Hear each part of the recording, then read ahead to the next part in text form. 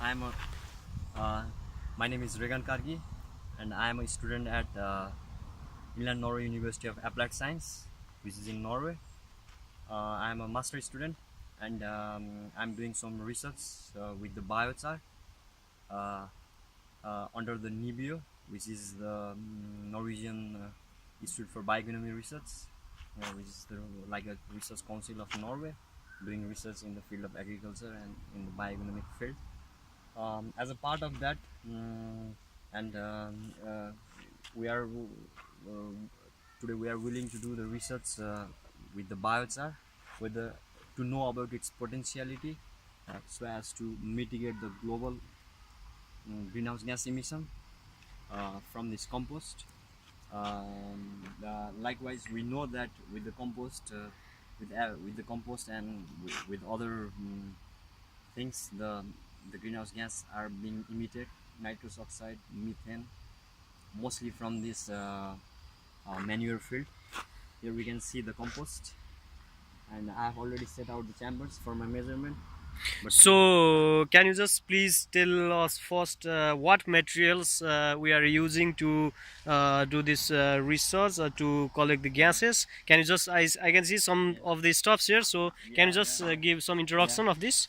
First, I would like to explain about my experiment, which have the two treatments. It's one part is with the compost, and one part of the pile is with the biochar mixed compost. So what we are going to see is that whether the biochar has a potentiality to capture the gases rather than emitting it, or just absorbing to the biochar pores. So we are willing to see that. We will be collecting gas samples from each of the chambers that are being installed within the pile, and the gas samples will be analyzed in the lab through gas chromatography. We will be measuring the different concentration of gases. Yeah, it can be CH4, methane, or nitrous oxide, N2, or carbon dioxide. So we will see uh, in between the two different treatments, we will see the variations. If in the treatments with the biochar, if we find the lower lower greenhouse gas emissions, then obviously the use of incorporation of biochar into the compost field is very good enough, so as to reduce the global greenhouse gas emissions. So it's the main theme of our experiment, that what we are doing. So for that, before installing the chamber, I want to give one demonstration view of what we need for that test. So here is the laptop. It's for regarding the temperature sensor, and here is the clock. You will be taking the gas samples from each of the chamber within 45-minute interval. Actually, I am taking in that prospect. I will be taking at time 1, time 16, time 31, like every 15 minutes interval. So till 46, within 46 minutes, I will be taking the sample in one chamber. So so here is the stop clock, and here is the syringe, here is the glass vial. I just want to show for one demonstration. So here is the thermometer, which I can record the ambient air temperature outside, and I will be putting this inside the collar chamber, which we will know how is the temperature inside. So we will be comparing that afterwards when we do the analysis part. So here is the battery. I have a little problem with the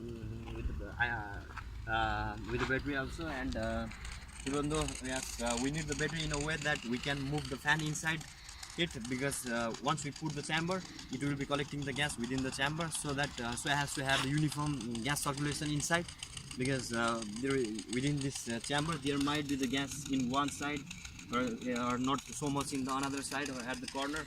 So so with that fan, we can make the uniform flow of the gas inside it, so that we can get the effective sample, effective concentration of gases within the chamber.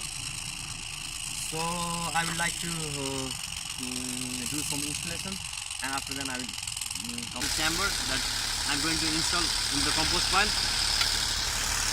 We need to have one cardboard, one wooden board, so that we can press it. But as a trial, I'm just pressing with my leg. So but make sure that you don't disturb the pile, because once you disturb it, the gas will be emitting. So we will not be able to capture the actual gas concentration. So make sure that you don't disturb the pile as well and inside. So as I say, I have collected all the things that I need here before.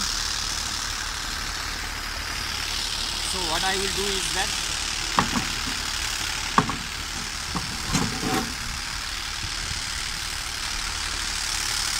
I will install this part of the tube which has a cork, and I will be installing this on the right side which I have a hole. So the main thing is that it helps to equalize the pressure outside and inside the chamber.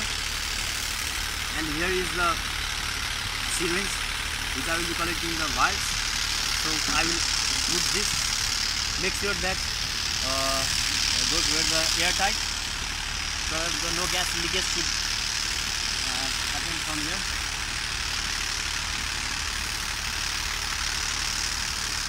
So I will record the air temperature outside. So it's like too high, like 34.7 degrees Celsius. It's extreme in Norway. We are in the Nordic country and the temperature has been too extreme in the summer. And it's because of climate change. So it's also going to solve or mitigate the climate change problem. So once I have already recorded the temperature outside. So I will start the time. I have set the time for like 46 minutes, in which I will take the reading at 15 minutes interval, and I will take 4 readings from each chamber. So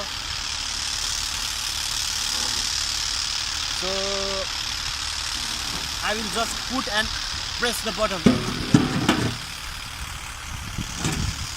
Just put and press the button. Here we go. So even though it's like 33. So I will wait for 1 minute. So I'm not taking the sample at T0. I will be taking the at the like 15 minutes interval, but I will, for the first sample to be collected, I will take at 1 minute, not at 0, because during that time I think the gas will not come up and will not be collected inside this chamber. In the 1 minute, so I'm taking the first sample. So make sure that you turn the vial quite well, so that there is no any leakage. So I suck the gas from the chamber, and then I will put that inside. Just make sure that you press the gas quite well enough. Yes, here you go. This is the first sample that I have taken.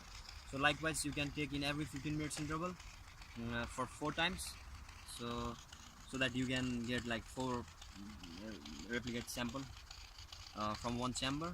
So likewise we have many chambers over here, so we will be taking in every every 40 minutes 45 minutes for 4 of each. So we have many replications over here within this pile.